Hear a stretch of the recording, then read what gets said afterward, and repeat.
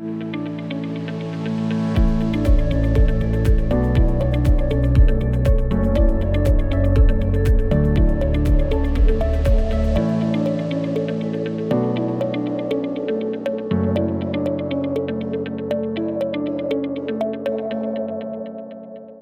a todos, ¿cómo están? Estamos en un nuevo capítulo de nuestro programa del Hospital Dr. Gustavo Fricke, Hablemos de Salud. Hoy tenemos una invitada muy especial. Ella es la doctora Silvana Miseroni, quien es la jefa del consultorio de adosado de especialidades que ustedes deben conocer, que está al lado del hospital, pero en nuestro centro de especialidades. Ella es médico internista y paliativista. Doctora, ¿cómo está? Muchas gracias. Bien, Francisca. Qué bueno que nos quiso acompañar el día de hoy. Yo creo que el tema es muy importante. La gente que nos está viendo se interesa mucho siempre y nos hacen muchas preguntas por redes sociales o en las actividades con los ciudadanos acerca de cómo funciona el consultorio de especialidades. Abriendo el fuego, ¿cómo funciona el consultorio de especialidades? ¿De qué se trata esto? ¿Están todos los hospitales parecidos? Sí, bueno, el consultorio de especialidades es un centro de derivación, de consulta de especialidad, como lo dice la palabra. Hay distintas especialidades, tanto adultos como pediátricas, y los pacientes acceden ahí por derivaciones que pueden ser desde los consultorios de atención primaria o también desde la red asistencial de los hospitales de la red y también derivaciones internas dentro del Hospital Fricke. O sea, lo pongo en un ejemplo. Ajá. Yo me atiendo en el consultorio porque, por ejemplo, tengo un problema, no sé, cefalea frecuente, crónica, y ya el médico general considera que debe ser visto por un especialista neurólogo. Es el médico que me atiende a mí en mis SFAM el que me va a hacer la derivación interna para que me den una hora en el consultorio con el especialista. Exactamente. Y en el caso de las derivaciones internas del hospital, funciona más o menos similar de médico a médico. De médico a médico, exacto. Sí. Doctora, y bueno, el consultorio en esta nueva dependencia, que ya no son tan nuevas, de tener más de 10 años, ¿cuántos especialistas trabajan o se mueven por esos pasillos, esos box de atención? Mira, alrededor de 27 a 30 especialidades.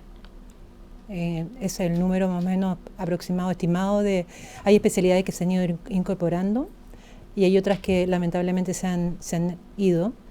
Por ejemplo, inmunología se incorporó y geriatría se trasladó, digamos, a otros hospitales, ¿ya? Pero en general ese es el número de especialistas con los que contamos. De especialidades, en realidad, no de especialistas. Sí, porque especialistas deben ser más de 500 médicos. Exacto, aproximadamente. Sí, es un gran cuerpo médico el que atiende a la población. De todas las derivaciones son de toda la red Viña del Mar Quillota, doctora. Sí, la derivación es desde del Servicio de Salud Viña del Mar Quillota. Hay algunas derivaciones que se hacen a la macro red, que es todo lo que está fuera de nuestro Servicio de Salud. Ya, pero la mayoría de las consultas de las derivaciones son, por ejemplo, pacientes que de Quilpué hasta de Petorca, Cabildo, llegan acá, entonces por eso es tan importante que funcione bien, ¿no es cierto?, para respetar los horarios, el acceso a la oportunidad de ingreso. Doctora, ¿cuántos años lleva usted a la cabeza de este tremendo buque en el fondo? Yo llevo alrededor de 4 años formalmente. Antes lo hacía en forma de como subrogancia, como reemplazo.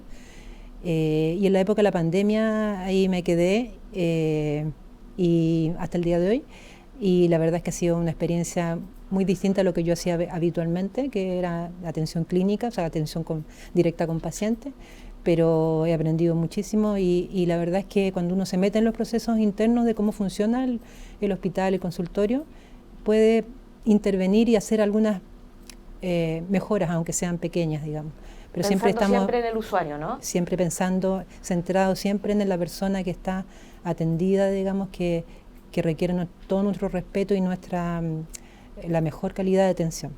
Y dentro de esta este funcionamiento que tiene el consultorio, pues la gente, para que sepan sus casas, el consultorio no funciona, ya sabemos que no vamos a venir directamente, sino que nos tienen que derivar, pero los horarios que tiene, usted funciona de lunes a viernes, pero hay extensiones en algunas oportunidades. ¿Cuáles son esos pequeños tips que le podríamos entregar a las personas que se atienden con nosotros? En términos generales, el consultorio está abierto desde las 6:30, 7 de la mañana, sobre todo lo que tiene que ver con farmacia, todos los que vienen a hacer gestión de recetas.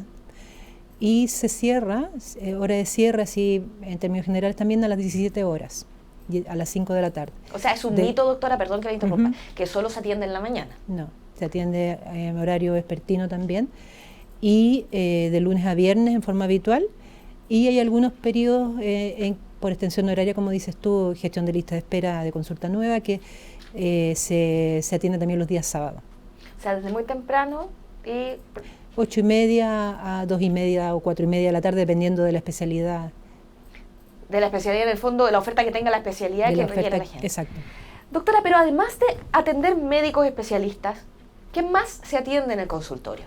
Súper interesante la pregunta, porque en verdad hay tantos otros profesionales no médicos que también cumplen una función muy importante. Por ejemplo, todo lo que es el área de la salud mental, ¿no es cierto? Psicólogos, nutricionistas, kinesiólogos, fonoaudiólogos, enfermeras, no me puedo olvidar de las enfermeras. Todos ellos cumplen un rol también muy importante en la atención integral del paciente, no solamente del área médica, ¿ya? Como equipo de salud. O sea, incluso está cuidados paliativos también. Está cuidados paliativos como un programa, y el programa de cuidados paliativos incorpora médicos, ¿no es cierto?, enfermeras, kinesiólogos, psicólogos, nutricionistas. Así que en fondo es bastante variada la gama de especialidades y de programas que están insertos en el consultorio. Eso hace que sea una mirada súper integral del paciente, ¿cierto? Eso es siempre lo que se ha intentado hacer. En el fondo, siempre mirar al usuario como una persona que tiene una problemática en salud, pero que obviamente tiene un contexto de alguna manera que influye, ¿no es cierto?, en cómo enfrenta sus enfermedades, cómo vive la enfermedad, cómo la experimenta y cómo también vive los problemas que se generan a veces por la falta de especialistas, ¿no es cierto?, o la falta de oportunidad en el ingreso a la atención. Hay distintas problemáticas que uno también tiene que considerar. Las personas que vienen de lejos, por ejemplo, ¿no es cierto?, que tienen que cruzar muchos kilómetros para llegar a una hora, y todo lo que significa eso, el gasto, ¿no es cierto?, y la incertidumbre, ¿no es cierto?, también que genera el llegar a ser visto por un especialista. En la configuración del paciente, entonces, que nosotros atendemos desde estas especialidades que ya son más complejas, digamos, que es lo que se atiende en un CEFAM, nos dice qué tipo de paciente tenemos, y hay de todas las etapas de la vida en el consultorio, ¿cierto, doctora? Exactamente, de todo el ciclo vital, pensemos desde antes de nacer, ¿no es cierto?, en todo lo que es alto riesgo obstétrico, o sea, personas embarazadas, mujeres embarazadas que tienen alguna patología, ¿no es cierto?, cursando el embarazo, que se atienden aquí en el consultorio, y después todo el periodo de recién nacido, ¿no es cierto?, prematuros principalmente, edad pediátrica y adultez, hasta adultos mayores. En fondo se cubre todas las etapas de la vida. Doctora, quería poner algunos puntos súper importantes que también son parte de la oferta del consultorio como edificio, ¿no?, que tienen que ver también con las otras prestaciones. Por ejemplo, el tema de farmacia. Nosotros tenemos una farmacia que también tiene ciertas características, que no es lo mismo que una farmacia de un CEFAM, porque es una farmacia que entrega medicamentos a los pacientes del mismo consultorio, ¿cierto? Exacto, sí. Bueno, es una unidad de apoyo muy, muy relevante, muy importante para nosotros como consultorio. La verdad es que se mantiene siempre una estrecha relación, comunicación con ellos, con los químicos farmacéuticos, que son los que lideran la atención en el consultorio. Son 2 químicos farmacéuticos, para siempre tratar de mejorar, ¿no es cierto?, el despacho de medicamentos, disminuir las horas de espera, todo eso que en el fondo que produce insatisfacción, ¿no es cierto?, en los usuarios, generalmente el tiempo de espera. Es una unidad que como tú bien dices, entrega medicamentos que son de especialidad. Muchos de ellos no están en la atención primaria, en el arsenal de la atención primaria, y por lo tanto el usuario no tiene otra forma de adquirirlo sino en la entrega en el consultorio. Son medicamentos de algunos, por ejemplo, que requieren refrigeración y por lo tanto tienen que llevar su unidad de refrigerante. O sea, hay algunas cosas muy como específicas de algunos medicamentos. Eso es lo que te puedo contar de farmacia.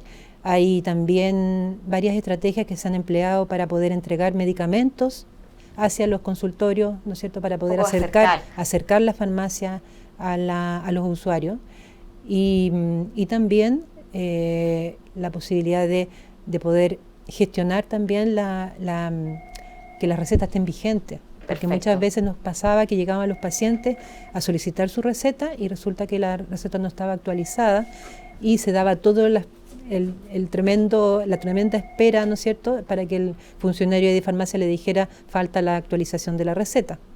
Entonces ahora tenemos un profesional de enlace que en el fondo una de sus funciones es revisar todas las solicitudes de los usuarios y poder actualizar las recetas si es que no están vigentes. Porque me imagino que pasa porque uno tiene control en 6 meses más y la receta debe tener una vigencia un poco menor en algunos casos, ¿no? Sí, la verdad es que en pacientes crónicos que uno sabe que no va a haber mucha modificación en el tratamiento, la receta se puede, prescribir por 6 meses a 1 año. ¿Ya? Así que con eso también el usuario tiene la posibilidad, la comodidad de que no tiene que estar pidiendo la receta mes a mes al médico, ¿ya? Así que eso también es positivo. Es bueno para el médico y para el usuario, que no tiene que concurrir innecesariamente. Exacto, sí. Pensando también que hay gente de nosotros que viene de Cabildo, de Petorca, de La Calera, de Quintero, o sea, sí. El enfoque entonces también es un poco resolver in situ algunos de los problemas que se nos presentan de los pacientes, ¿cierto? Sí, sí. Y doctora, ¿y hay otras unidades más que hay un apoyo de imagenología? Si usted nos pudiera contar la toma de muestras, ¿de qué se tratan? Claro, hay una unidad de toma de muestras que se atienden alrededor de 150 muestras diarias. Está a cargo de una enfermera especializada y con apoyo de otra enfermera y de varios TENS. Hay 5 puntos de toma de muestra en el mismo sector. ¿Cómo se pide una horita?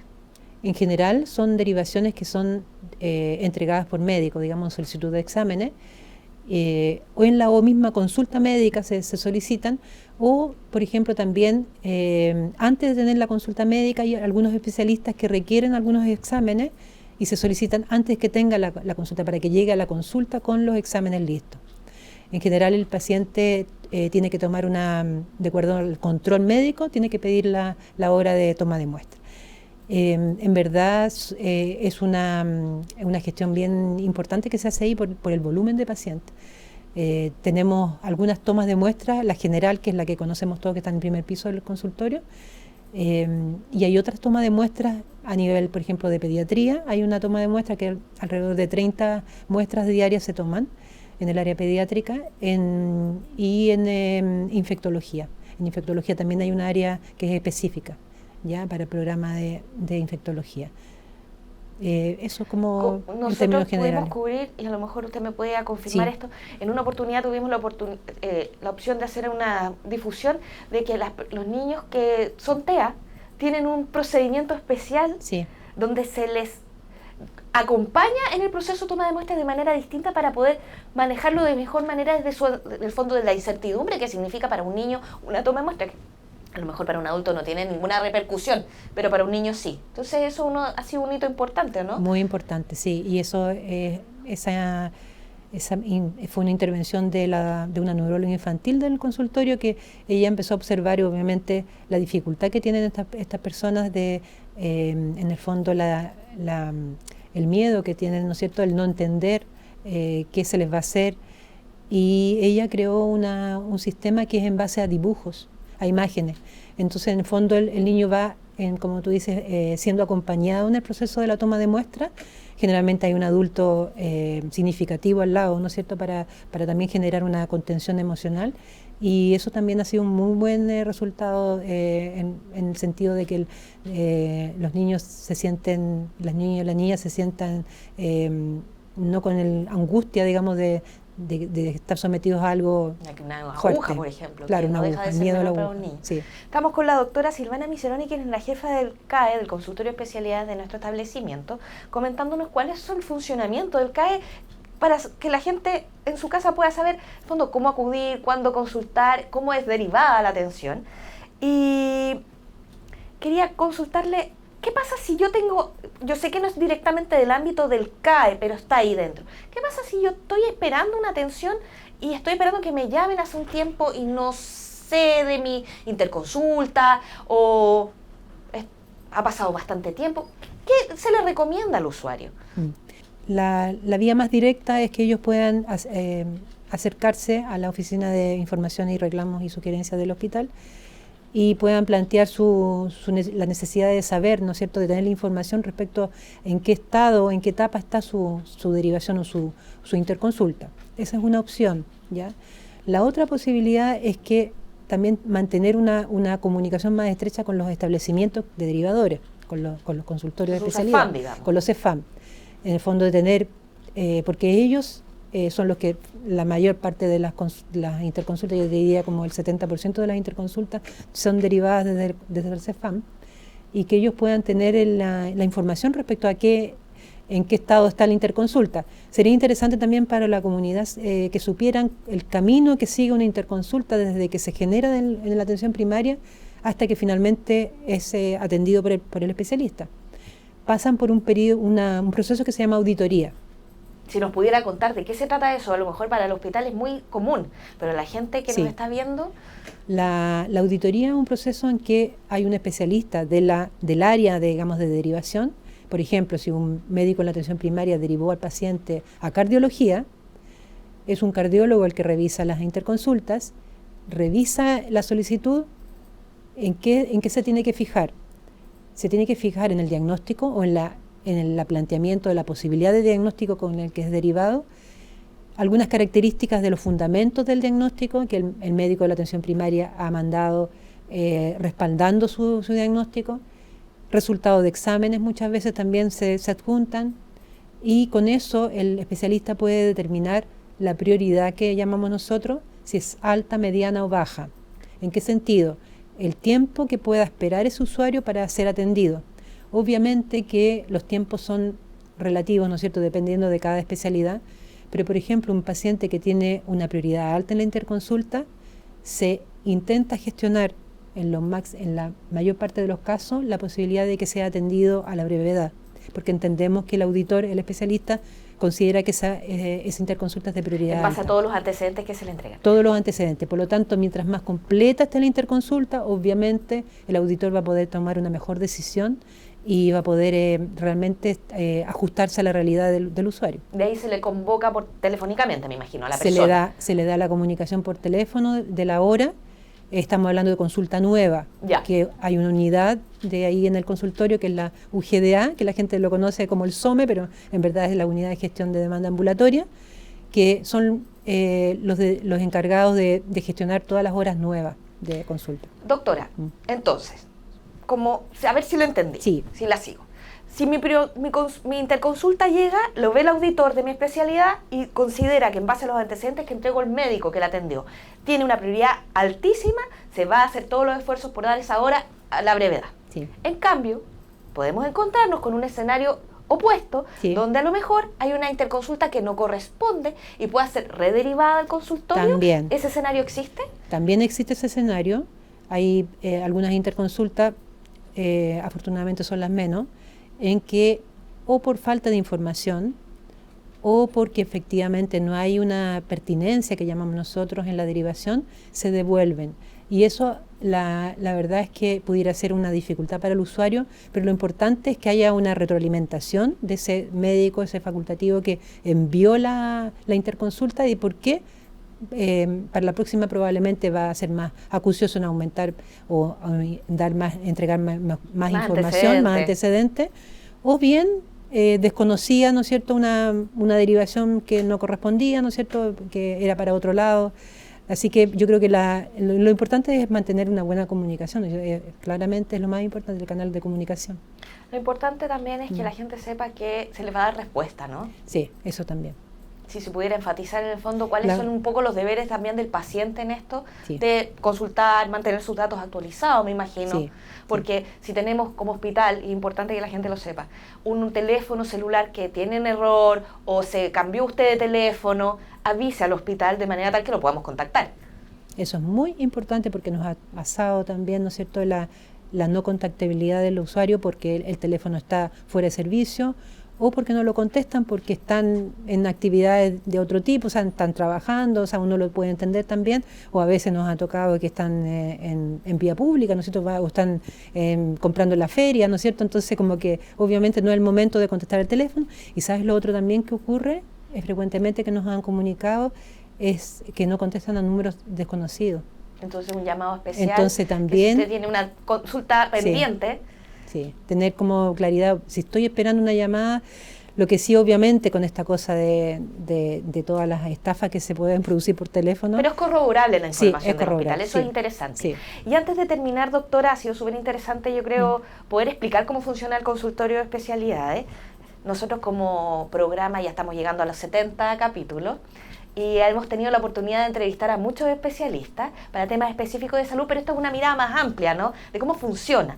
Pero yo quisiera que usted hiciera un llamado en el fondo, porque hay horas que se pierden todos los días de especialidad, que cuesta mucho entregarlas y asignarlas a un paciente. Entonces, si usted nos pudiera hacer un llamado a la ciudadanía, decir, si usted no va a usar su hora, contáctese de alguna forma, o trate de acudir, o trate de pedir permiso en el trabajo, porque las horas son como un valor muy preciado, ¿no? Sí, y absolutamente de acuerdo contigo. Y lo otro, decir que cuando se entrega la hora, una de las cosas muy importantes es que la contactabilidad sea efectiva, o sea, que realmente se acuerde con el usuario la hora. O sea, si te dan una hora para un día en que tú no vas a poder ir, decirlo, que lo puedas decir, en verdad ese día me es imposible o tengo otra gestión que hacer, otro trámite, cambiémosla. O sea, en fondo también ese acuerdo es muy importante, de la persona que le entrega la hora y el usuario que la confirma o la cambia, la modifica. Yo creo que eso también es importante, y por lo que tú dices también, la oferta siempre es escasa, ¿no es cierto? Siempre, como desde el punto de vista económico, siempre va a haber más demanda que oferta. Por lo tanto, es importante usar bien las horas, digamos, y además de especialidad. Un acto de solidaridad con el otro que está esperando, ¿no? También. Doctora, ha sido un gusto tenerla con nosotros. Le queremos dar las gracias por haber compartido en este espacio y los vamos a dejar invitados en otra oportunidad a nuestro programa Hablemos de Salud, donde vamos a seguir conversando con los especialistas de nuestro hospital en distintos temas que son de interés de nuestra comunidad. Muchas gracias, doctora. Gracias, Francisca. Muchas gracias por la invitación.